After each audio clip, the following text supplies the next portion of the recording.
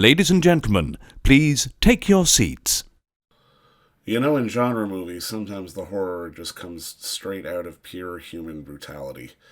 And guess what? If you're within the sound of my voice, that must mean you are in the seats with once more. As always, my name is Dave Voigt, and I'm the host of this podcast, where we sit down with a wide-ranging variety of entertainment industry professionals, and we pick their brain about current projects, state of the industry, how they got started, and so very much more, in a light and in a conversational fashion. And you know, if you like how we do things around here, I'm going to go out on that limb and assume that you do, because quite frankly, you're listening right now. And if you are, hit subscribe. Hit that subscribe button. Give us your 5-star rating over at your podcast provider of choice. We're available more or less everywhere. You can find us at Apple, Amazon, Spotify, Google, and plus we archive every single one of our episodes over our In the Seats YouTube channel. So if you can give us a like and subscribe there as well, we would absolutely appreciate it. Also, don't hesitate to check us out on social media. We're on the Facebook, the Twitter, the Instagram, the Letterboxd, the TikTok, and probably a few other places too.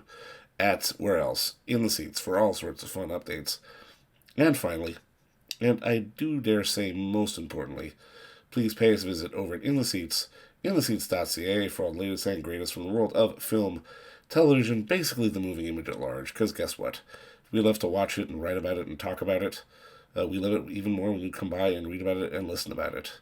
Even on Threads. And I just remembered we're on Threads too. But please do us that kindness and pay us a visit. The movie we're diving into today is on VOD Platforms now.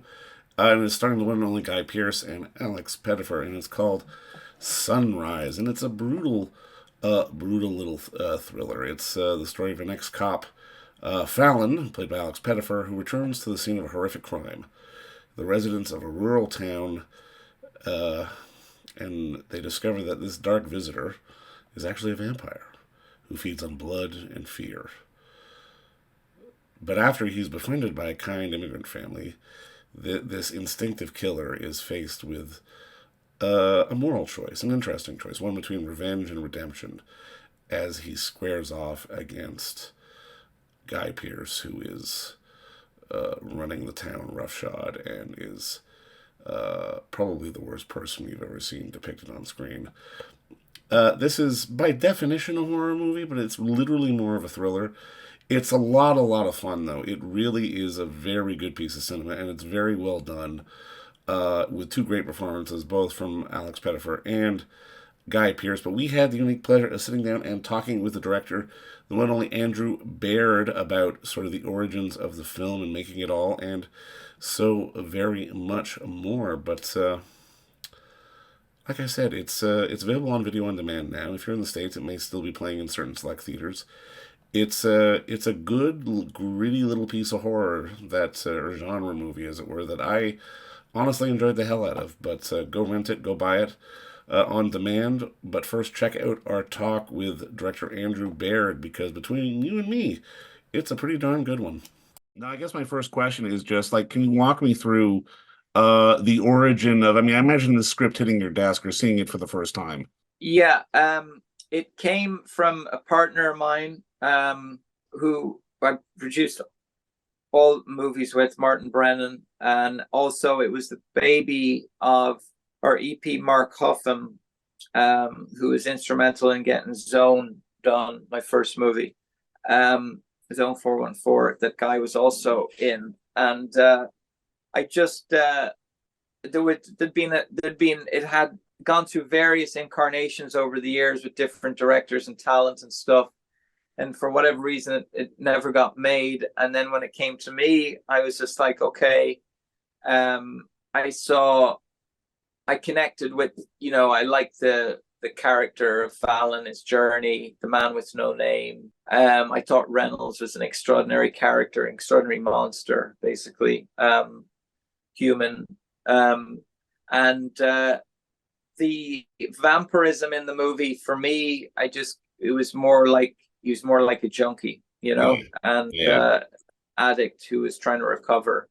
So I related to that. I related to that journey, and so I approached a lot of it very much from a human point of view, that's like identifiable, not like any type of superhero.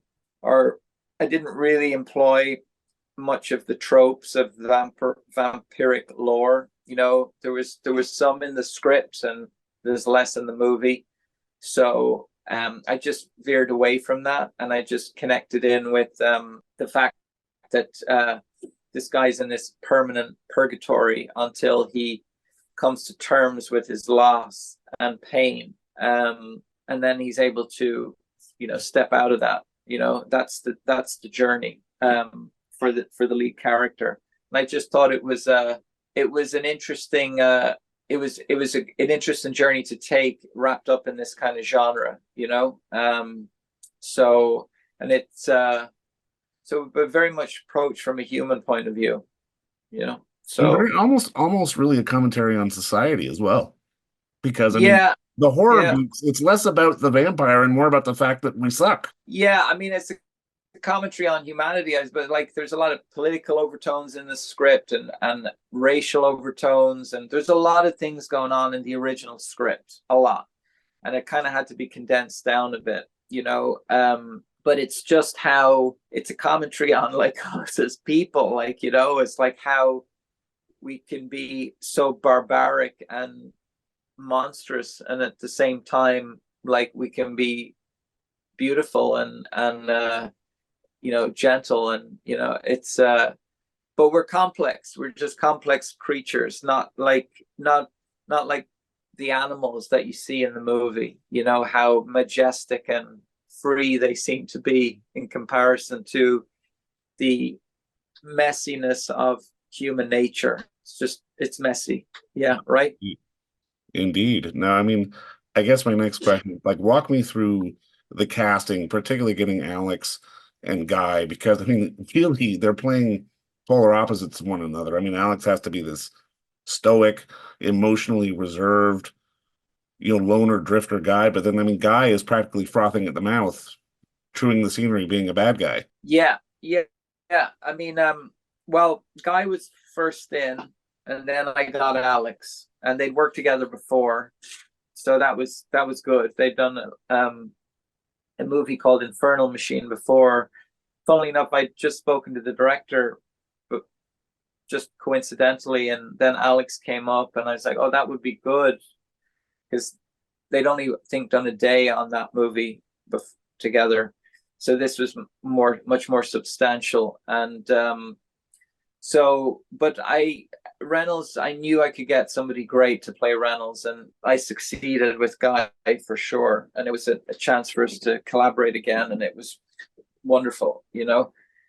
Very kind of, it just moved it to the next level of, I suppose, our relationship, you know. And then Alex that was tremendous, you know. We really experimented a lot. There's a lot of shorthand between the two of us, and a lot of trust. And he's a really fine actor. He knows, he's got all the different, he's got the charisma, he's got the talent, he's got the experience, he's got the intelligence. I'm just really impressed. We'll be doing more films together for sure. I mean, he's great, and he's been around the block, and yet he's still so young, you know. So that was a gift. And then Crystal Yu was a real find. I mean, she pulled off a hell of a role, right? You know, for somebody who's doesn't have the same whatever you want resume of Guy or even Alex, it's like she's really delivered and shown like what caliber of actress she is, you know, actor she is. No, absolutely. And I mean, something else I genuinely appreciated was like in the moments of violence of the film, you're not pulling away trying to show it. You're leaning in and making us feel sort of the brutality of it. How important was it for you to make this come off very visceral as an experience rather than just sort of playing more into the beats and sort of, you know, showing violence for the sake of it, just making us feel it more as opposed to sort of like presenting it visually? Well, I suppose I wanted to get to feel like this is like, you want to like that, how violence is so intoxicating, you know, how it's so destructive, and it's such a poison, you know, and violence and hatred, and it just destroys, you know. And so I suppose there's a couple of instances where I just wanted the audience to really kind of feel that, you know, it's all driven by fear, the fear of the unknown. So destroy what is known. You know, it's like it's a horrible thing, the violence, you know, and that's why in the end is not violent. It's more of a cleansing, you know. It's not like a torture. It's more of a cleansing. No, I mean, I gotta ask because I mean, I love where you shot it. The countryside looked great, but I mean, how much of that fog was real, and how much of it did you have to sort of lay in after the fact? Most of it's real. Really? Wow. Yeah. That's Yeah. wild. I'm sorry. Hold on a sec. Not after the fact. Most of it's in camera. I mean, you know, Yes, yeah. but very, very, very little visual effects. You know. Yeah. And then was it misty? I mean, it can, but no. We provided all our in-camera atmosphere. You know, that was very. I've always been big into atmosphere and creating that right atmosphere. So yeah, it's all in camera. 99% of it. That's wild because it has such a distinct, almost kind of ethereal look to it that it plays not just as a piece of horror, but I mean, like we said, as almost more of a morality play at the same time. And just to see Yeah. it happening on these different levels really gives the film a depth, which I think me, at least me going into it, I was kind of caught off guard by. Why? Oh, like again, I think in terms of thinking it would be more hitting the genre beats, whereas really you're not leaning into the genre beats, you're leaning into the more of the horror is, you know, the horror is us as people. The horror is not Yeah. the vampire. The horror is not this guy who has to drink blood and exist and be in this purgatory. It's us as human beings. We're the horror. Yeah. Yeah. Yeah. Yeah. It lies within. Yeah. Yeah. Yeah. I mean, look, I think it was a process making this movie work, you Mm. know, but because of that process, I think an originality came from it, you know. There were so many different things at play in the original script that I had to find an approach that unified it, and also it changed. Movies can change on practical levels as well, just like building a house, you know. It depends, you know. So because of all the various creative and practical things, and because you need to unify a singular tone or whatever, that it became quite an original approach to the genre. But I wanted to do that. It wasn't easy. A lot of actors don't want to play vampires because that's it. They think it's going to be some campy, nonsensical, right, you know. Or they're going to have sparkles, or yeah, exactly, yeah. They're going to be flying around and all of that stuff. So that was vital to get Guy, and then, you know, got Alex, you know, because it was like, it's risky, you know. It wasn't easy to cast the Fallon, you know, initially.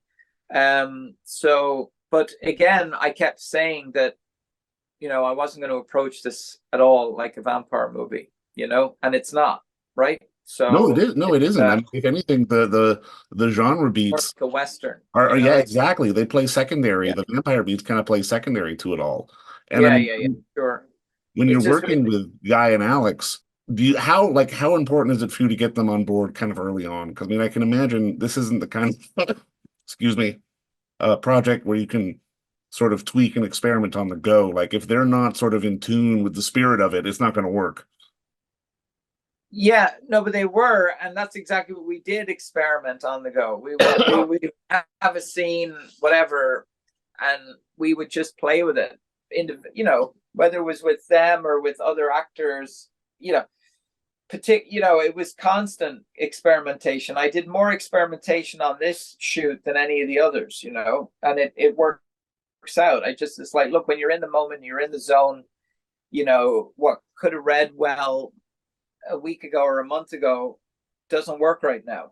Okay, it's a different zone, different actor, whatever it is, and you just have to have the freedom to change, because all that matters is what is truthful in the moment. That's all that matters, and you have to be able to go to that. You have to be able to follow that. So we very much experimented on this, and the red coat was never properly fleshed out in the original script. It didn't really, what is this and how does it function and what are the, so we went through that, you know, we progressed, you know. This was very much a movie that got made through the process of making it, and then the editorial was extensive. That was, I cut this movie for 5 months, I think, you know. So I think from that came a really, as I said, I think the strongest thing with Sunrise is it's just originality. It's hard to categorize what it is, you know. Exactly. It's an experience. You just experience it for what it is, and it's a kind of meditation on humanity and what it is to be human, I suppose, you know, what it means to be human.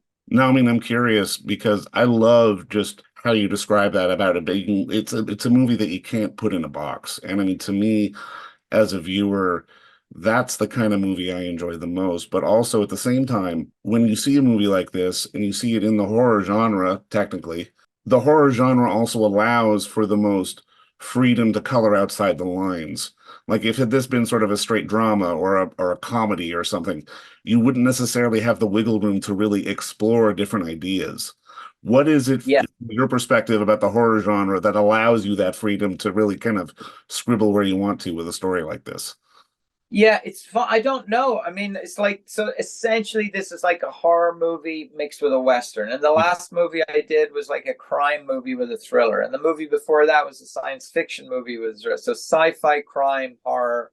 The next movie I'm doing is like, it's a survival movie. It's like an action. I don't know. It's not the genres that attract me. It's the characters. It's always the characters. It's like this next movie I'm doing, it's about a dysfunctional family to find themselves in an extraordinary situation they got to survive. So it's always the characters, you know. It's really what attracted me to Sunrise more than anything was the lead character's journey and this monster of Reynolds, you know. And the genre, I suppose it just fits. I don't know. It's like, but I love genre movies. I grew up watching genre movies. You know, I make movies, not films. You know, I mean, I'd like the movies to be as sophisticated as possible, but they're still movies. You know, they're not like dramas. They're not, you know, art house. You know, although this definitely has a bit of an art. There's a lot of artistic flair in Sunrise. Art, you know, is out there a bit, but you still have to have a good story well told, and I don't like to go too far off the beam.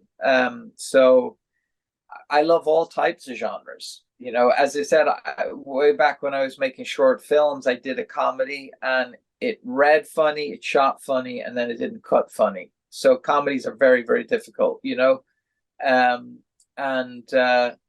But I love all types of genres. After the survival movie, the movie I'm going to do is a spy movie, you know. So these are, you know, I mean, I don't, I was offered another science fiction and I'm not interested because of the characters. They're just like, I'm just not interested. The characters are like, no. So it's like the characters have to be there. And it just seems like these genres seem to like, I keep being presented with interesting characters in a different genre. So that's totally cool. You know, it's always the characters it's always the characters. If there's good characters, I can make it work. Much more important than the concept for me, because also with good characters, you can get good actors and the actors make the movies, you know? So I turned down an action movie a couple of years ago. Actually, Stallone ended up doing it, but the characters were dreadful. They have dreadful characters, really good idea, but dreadful characters. I'm like, am I going to go in and rewrite and reshape character? I don't know about that. You know, character is, in my opinion, good characters are the testament to great writers. Anyone can come up with a good idea. Anyone. But when it comes to characters and the creation of characters and putting it on a page and then obviously building it into a film, whatever, but it starts with great writers, you know, to create those characters on the page. And Ronan Blaney, the writer of Sunrise, created some really indelible characters, namely in Reynolds, you know, magnificent character. Totally. Yeah. No, and I mean, but I mean, at the same time, I don't think Reynolds works quite as well without sort of the counterpoint of Fallon as well. It's really a fascinating. Yeah, yeah. It's very much the movie's very much it's Guy, it's Reynolds and Fallon, Guy and Alex, and then there's Crystal, the spiritual backbone, like of Jan. So it's really a three-way, but it's like uh, it was great, and it takes real confidence of an actor like Alex to play that role and to play Sure. it the way he played it, because we remove so much dialogue. The Yeah. more Fallon talk, the more you checked out. He needs to be silent. And I think actually, you know what? I just saw just came. I don't know where I saw an interview with Clint Eastwood talking about working with Leone, and he was asked to do these spaghetti westerns. And I Right. remember he Right. said, "Well, I want to do it with less chat, less talk." And because it was, but that stuff can fall right flat. Like if you don't have the charisma, you're dead. Yeah, totally. And it's like and you also need the playoff, which is someone like a Reynolds with the guy Pearce. You need that. So or Crystal. There's lots of scenes with Alex and Crystal, but Alex did he's the best. I found a really great collaborator with Alex. Obviously with Guy as well, as we know, but Alex is a real find for me. No, and I mean, there's such power in being able to say very little, and it's brave for an actor to sort of tackle and pull that off. He did a fantastic job Yeah. with you, right? Now, I mean, just to start putting a bow on this, I'm kind of curious because I love how you bring up character. And I mean, was there something you saw as a younger man that made you really first notice and appreciate character over anything else in a film? Yeah, okay. That's an interesting question because basically I'm from Dublin, which is, Mm, sizable cosmopolitan city now, but when I grew up there, it was a tiny little Ireland was like little place. And then I moved down to a little Irish village. It's called Innisteag, a little village in County Kilkenny, which is about 2 hours south of Dublin. And it's a bit like growing up in the Quiet Man village, you mm, know? And in those villages, those little communities, they were filled with characters, which they don't really have anymore because everyone's left the little villages and the little towns and gone to the big cities.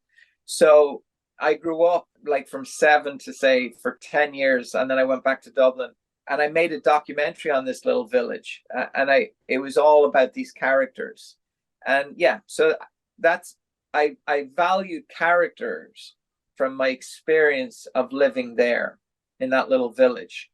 That's where it comes from for sure. Well, I love that, man, because I mean, honestly, this is such a strong film just because of these characters and just the story that they're going through. It's one of those things where, even in moments where, Guy and Reynolds is being as uncomfortably as humanly possible, like you don't want to look away from it. And I think it's a magnificent piece of work. Honestly, man, I can't wait for more and more people to see it. But seriously, just Oh, cool. thanks for the work and thank you so much for the time today. Thank you so much, man. I appreciate the kind words, David. I'll talk to you Absolutely. soon. All right. All right, man. Bye, Take everyone. care, man. Bye. And don't forget to visit our friends over at Bay Street Video for all your DVD, Blu-ray rental, or purchasing needs this summer, as they are still open for curbside and some mailing delivery as well. Over at 1172 Bay Street, Toronto, Ontario, Canada, you can give them a call at 416-964-9088. That's 416-964-9088. Or send them an email at baystreetvideoto@gmail.com for any of your DVD and Blu-ray needs.